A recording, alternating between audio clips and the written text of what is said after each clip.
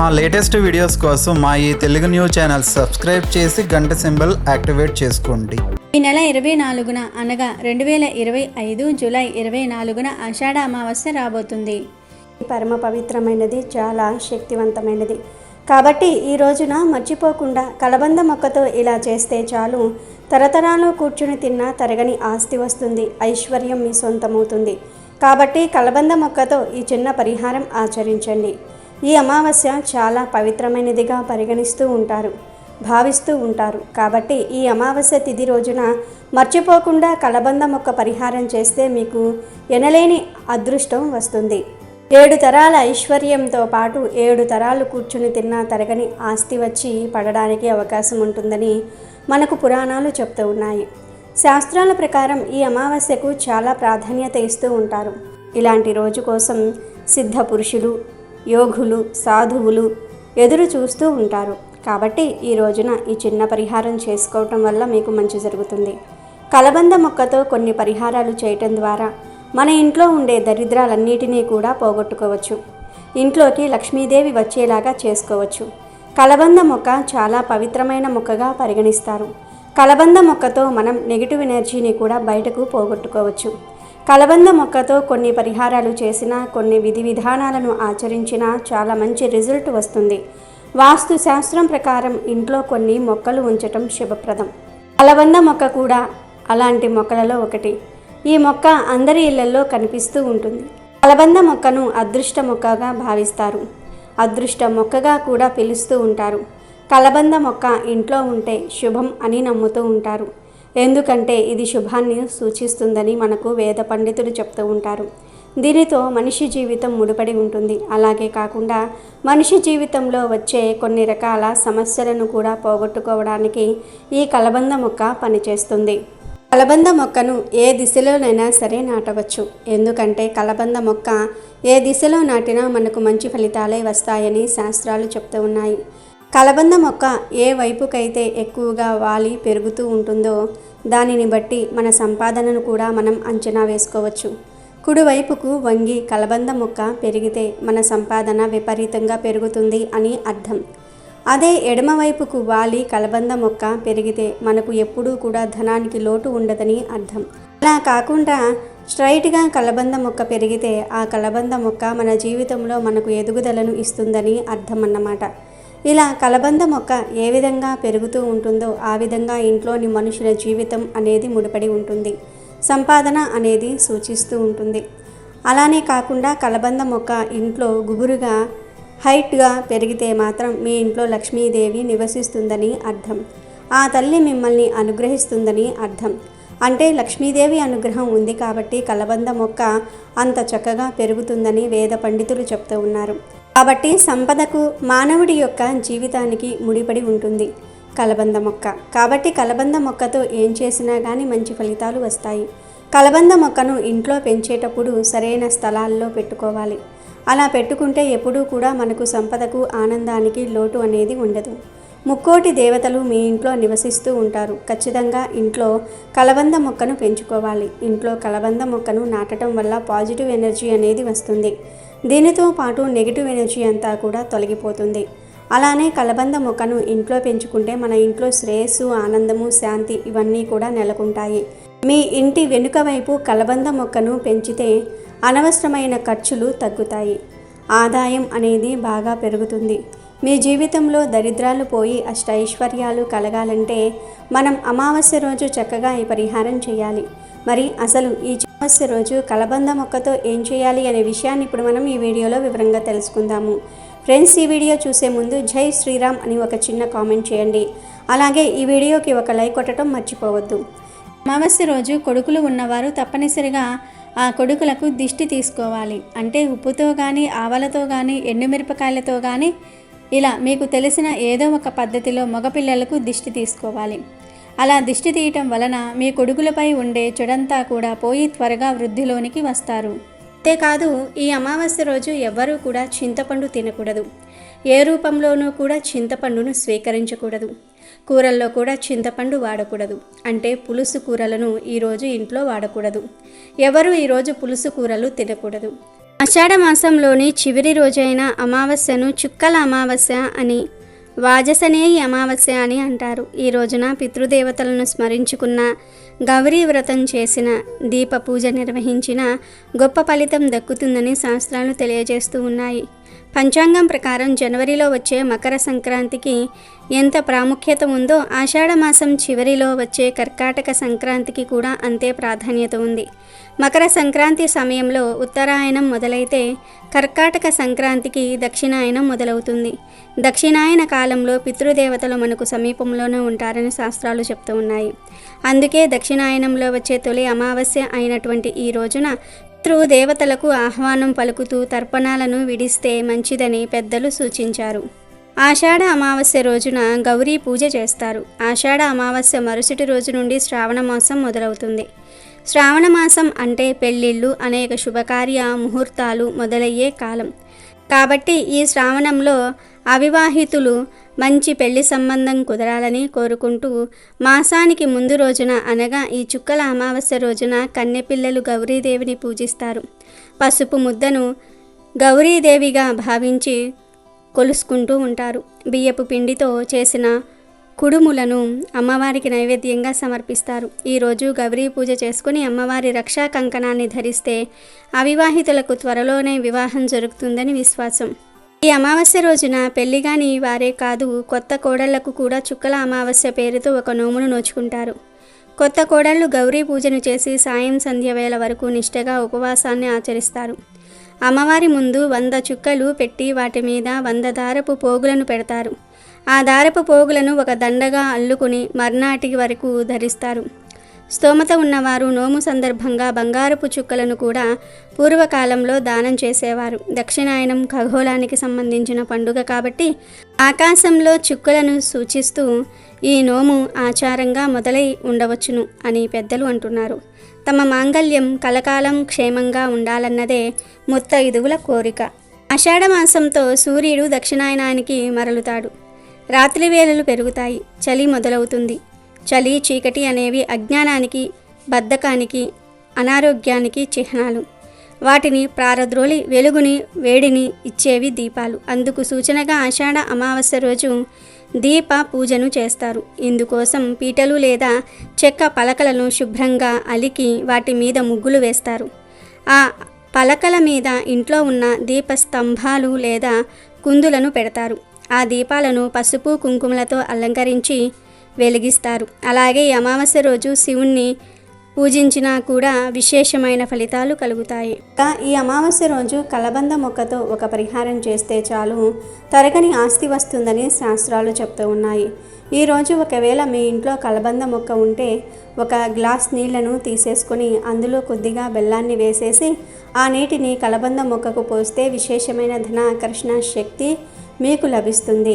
ఇలా చేయటం వల్ల అనుకున్న పనులన్నీ కూడా అనుకున్న సమయానికి జరిగే అవకాశం కూడా ఉంటుంది.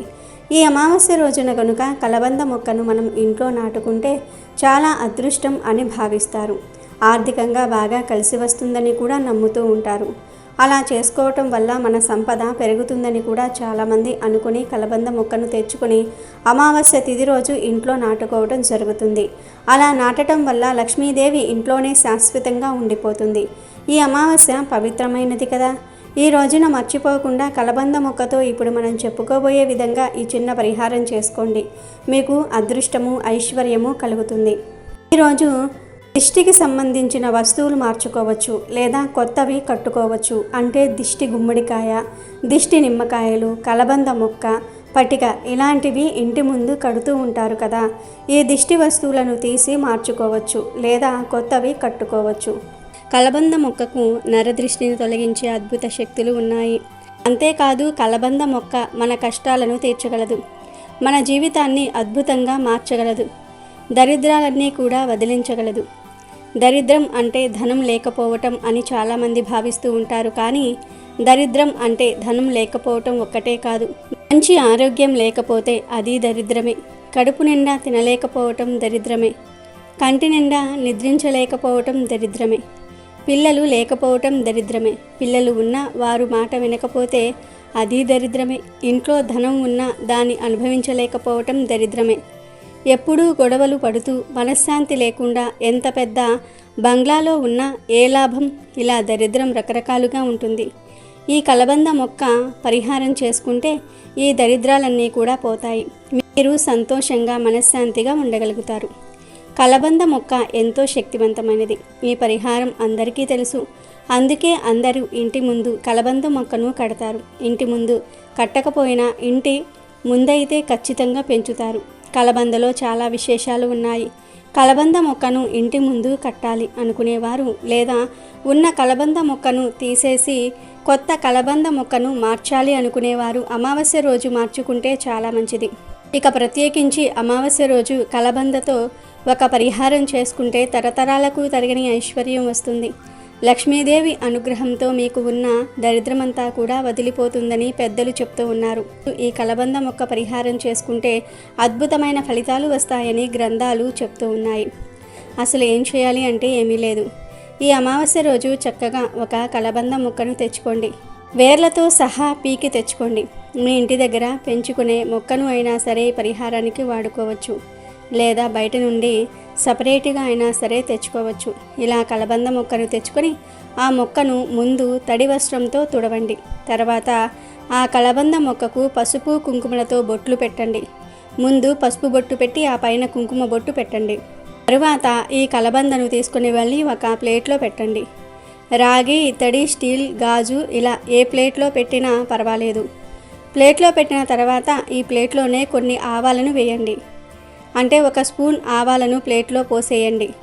ఆ పైన చిటికెడు కర్పూరం పొడిని కూడా వేయండి. చిటికెడు కుంకుమను వేయండి. కలబంద, ఆవాలు, కర్పూరము, కుంకుమ ఇవన్నీ కూడా నెగిటివ్ ఎనర్జీని ప్రారద్రోలి పాజిటివ్ ఎనర్జీని అట్రాక్ట్ చేసే వస్తువులు కనుక వీటన్నిటినీ కూడా ప్లేట్లో వేయండి. తర్వాత వీటన్నిటికీ ధూపం చూపించి ఈ ప్లేట్ను చేతిలో పట్టుకొని ఒక్కసారి ఇల్లంతా తిరగండి. అన్ని గదుల్లో తిరగండి. బెడ్రూము, పూజా రూము, కిచెన్లో ఇలా బాత్రూమ్ తప్ప అన్ని రూముల్లో కూడా తిరిగేయండి. చివర్లో హాల్లోకి తీసుకుని వచ్చి ఈ ప్లేట్ను అలా అక్కడ అందరికీ కనిపించేలాగా ఏదైనా ఒక టేబుల్ మీద కానీ నేల మీద కానీ పెట్టి వదిలివేయండి. మీ ఇంట్లో చిన్న పిల్లలు ఉంటే ఆ పిల్లలకు అందకుండా కొంచెం ఎత్తులో పెట్టండి. పెట్టి అలా వదిలివేయండి. అలా పెట్టడం వలన మీ ఇంట్లోని సమస్యలన్నీ కూడా పోతాయి. నెగిటివ్ ఎనర్జీ అంతా కూడా పోతుంది. మీ ఇంటికి ఉన్న నరదృష్టిని ఈ వస్తువులు లాగేసుకుంటాయి. ఈ ప్లేట్ను అలాగే 3 వారాల పాటు ఉంచవచ్చు. 3 వారాల తర్వాత ఈ ప్లేట్ను తీసి దానిలోని ఆవాలను, కుంకుమను, కలబంద మొక్కను పారే నీటిలో పడవేయాలి. కావాలంటే ఆ కలబంద మొక్కను మీ ఇంటి దగ్గర పాతుకుని పెంచుకోవచ్చు, తప్పేమీ లేదు.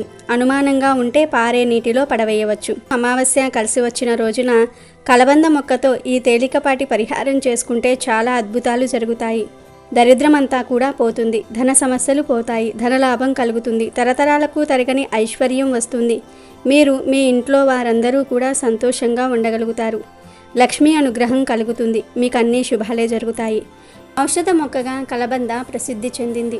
ఎక్కువగా చర్మ సంరక్షణ ఉత్పత్తుల్లో, ఇతర ఉత్పత్తుల్లో కలబందను విరివిరిగా వాడతారు. కలబంద మొక్కను ఇంట్లో పెంచుకోవటం వల్ల ప్రతికూల శక్తులన్నీ కూడా తొలగిపోయి సానుకూల శక్తులు మీ ఇంట్లోకి ప్రవేశిస్తాయి. ఆరోగ్యపరంగా కలబందలో ఉండే పోషకాలు మనకు చాలా రకాలుగా మేలు చేస్తాయి. కలబందకు దుష్ట శక్తులను ఆకర్షించే సామర్థ్యం ఉందని నమ్ముతారు. ఈ మొక్క గాలిని మాత్రమే వినియోగిస్తూ నీరు లేకుండా కూడా ఎక్కువ కాలం చెక్కు చెదరకుండా బ్రతుకుతుంది. వాస్తుశాస్త్రం ప్రకారం కలబంద మొక్కను అదృష్ట మొక్క అంటారు. ఈ మొక్కను ఇంట్లో నాటుకుంటే చాలా శుభప్రదం. ఈ మొక్కతో మనిషి జీవితంలో వచ్చే సమస్యలన్నీ కూడా తొలగిపోతాయి. కలబంద మొక్కను ఏ దిశలోనైనా సరే నాటవచ్చు. కనుక మీరు కూడా అమావాస్య రోజు కలబంద మొక్కతో ఈ చిన్న పరిహారం చేసి మంచి శుభ ఫలితాలను పొందండి. అమావాస్య చాలా శక్తివంతమైనది కనుక ఈరోజు కొన్ని పనులు చేయకూడదు. కాదని చేస్తే దరిద్రం పడుతుంది. ఆషాఢ అమావాస్య రోజున పొరపాటున కూడా చీపురు కొనకూడదు. ఈరోజు చీపురు కొంటే లక్ష్మీదేవి కటాక్షం తగ్గిపోతుంది. ఈరోజు వివాహం, గృహప్రవేశము, నామకరణం మొదలైన శుభకార్యాలు చేయటం నిషిద్ధం. ఈ అమావాస్య రోజున స్త్రీలను, వృద్ధులను, పేదవారిని అవమానించకూడదు. వీలైనంత ఎక్కువ మంది నిరుపేదలకు సహాయం చేయాలి. ఈ అమావాస్య రోజు పొరపాటున కూడా సూర్యోదయం తర్వాత నిద్రలేవకూడదు. అంటే సూర్యోదయానికి పూర్వమే నిద్రలేవాలి. ఇలా ఈరోజు చేయకపోతే అది దరిద్రానికి సంకేతమవుతుంది. ఇలా నిద్రలేచి తలస్నానం తప్పకుండా చేయాలి. ఈరోజు తలస్నానం చేయకపోతే దరిద్రం. ఇలా తలస్నానం చేసే సమయంలో షాంపూలు ఏమీ వాడకుండా కేవలం తల మీద నీటిని మాత్రమే పోసుకోవాలి. ఆషాఢ అమావాస్య రోజు షేవింగ్, గడ్డం చేసుకోవటం, గోర్లు కత్తిరించుకోవటం అస్సలు చేయకూడదు. ఇలాంటి పనులు ఎంతో శక్తివంతమైన ఈ అమావాస్య రోజు చేస్తే దరిద్రం చుట్టుకుంటుంది. ఇలాంటి పనుల వల్ల భవిష్యత్తులో ఆర్థిక సమస్యలు ఎదురవుతాయి. పూర్వం అమావాస్య రోజు మధ్యాహ్నం మాత్రమే భోజనం చేసి రాత్రి అల్పాహారం తీసుకునేవారు. ఎందుకంటే అమావాస్య రోజు రాత్రి ఆహారం భుజించటం అనారోగ్యానికి దారితీస్తుంది. ఇక ఈరోజు ముఖ్యంగా ఉదయం 5 నుండి 6 గంటల మధ్యలో, సాయంత్రం 5 గంటల నుండి 6 గంటల మధ్య తలకు నూనె పెట్టకూడదు. ఈ అమావాస్య రోజు ఇలా చేస్తే దరిద్రం పడుతుంది. అదేవిధంగా ఈరోజు పొరపాటున కూడా మధ్యాహ్నం నిద్రించకూడదు. దరిద్ర దేవతను ఆహ్వానించినట్లు అవుతుంది అని శాస్త్రాలు చెప్తూ ఉన్నాయి. అమావాస్య రోజున పసిపిల్లలను సాయంత్రం వేళ బయటకు తీసుకురాకూడదు. కాలసర్పదోషం నుండి బయటపడేందుకు అమావాస్య తిథిని ప్రత్యేకంగా పరిగణిస్తారు. ఈ రోజున కాలసర్పదోషం నుంచి బయటపడడానికి వెండితో చేసిన సర్పాలను పూజిస్తారు. దీని తర్వాత వాటిని పవిత్ర నదిలో విసిరివేస్తారు. దీంతో పాటు గాయత్రి మంత్రము, మహామృత్యుంజయ మంత్రం కూడా జపిస్తారు. ఇక ఈ ఆషాఢ అమావాస్య రోజు గోమాతను పూజించటం వల్ల ముక్కోటి దేవతలను పూజించిన ఫలితం లభిస్తుంది. అంతేకాదు ఆషాఢ అమావాస్య రోజు గోమాత కనిపిస్తే కొన్ని రకాల ఆహారాలను తినిపిస్తే రకరకాల దోషాలు పోతాయి. తరతరాలకు తరగని ఐశ్వర్యం వస్తుందని వేద శాస్త్రాలు చెప్తూ ఉన్నాయి.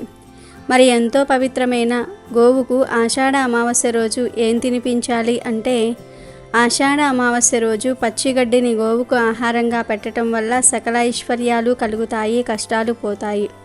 అలాగే ఈరోజు ఉప్పును గోవుకు ఆహారంగా పెడితే ధన సమస్యలు పోతాయి, అప్పులు తీరిపోతాయి, సంపాదన పెరుగుతుంది. అంటే డైరెక్ట్గా ఉప్పును పెట్టకూడదు. అన్నంలో చిటికెడు ఉప్పు కలిపి ఆ అన్నాన్ని గోవుకు ఆహారంగా పెట్టండి. ఇలా పెట్టడం వలన అప్పులు తీరిపోతాయి, సంపాదన పెరుగుతుంది.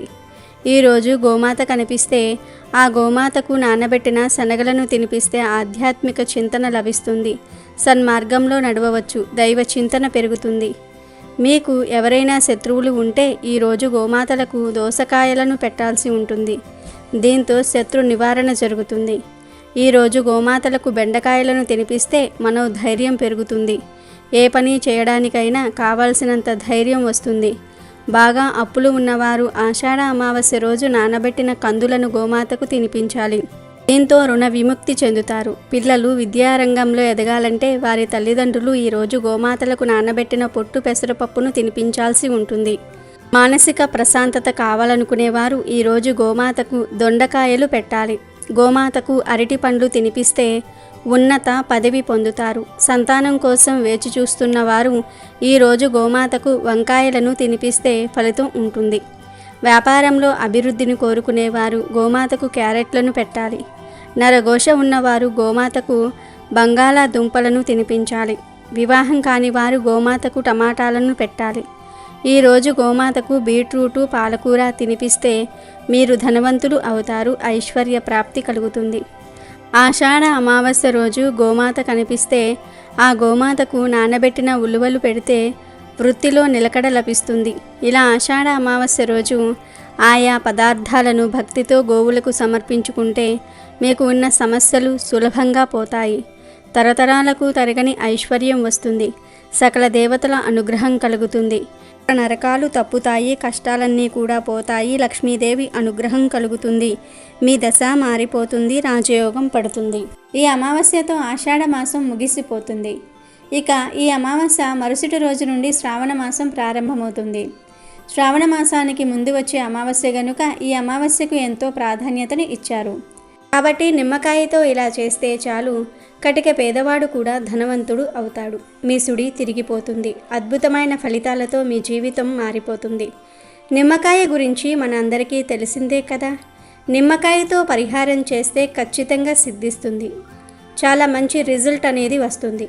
అలానే మన సుడి తిరిగిపోతుంది. కాబట్టి నిమ్మకాయ పరిహారం అనేది ఖచ్చితంగా ఆచరించండి. దానికి తోడు మనకు అమావాస్య మంచి రోజున కలిసి వచ్చింది. ఇలా కలిసి రావటం చాలా విశేషం.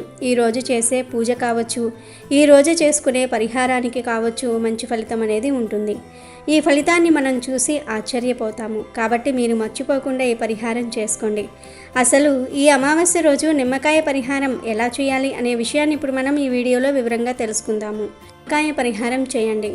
అదే కూడా సాయంత్రం 6 తర్వాత, అంటే చీకటి పడిన తర్వాత మాత్రమే ఈ నిమ్మకాయ పరిహారాన్ని చేయాలి.